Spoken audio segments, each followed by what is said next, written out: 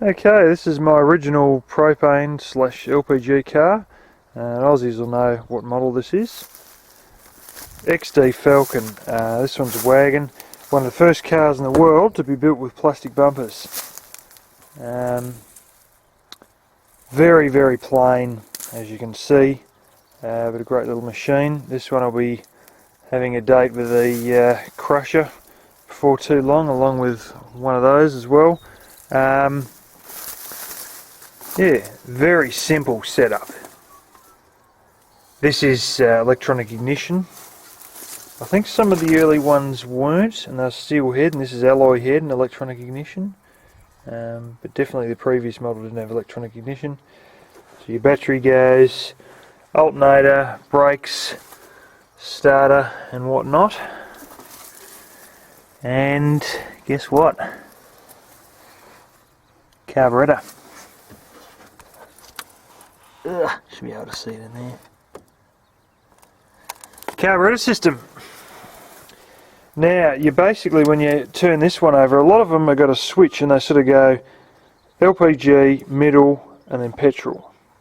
With this one, you'd have to sit in the middle basically until the, well, petrol emptied out of the carburetor bowl.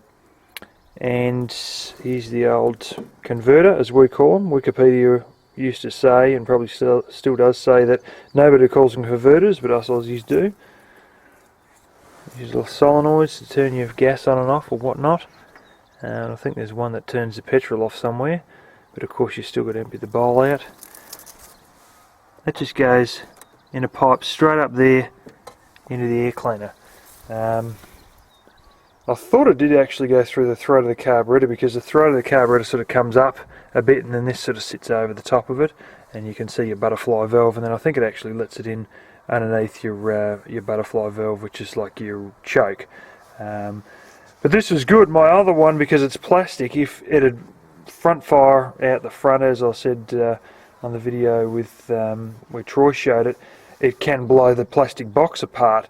But this, sheet metal, and inside it's actually, the element sort of goes like that, and they've actually got vinyl,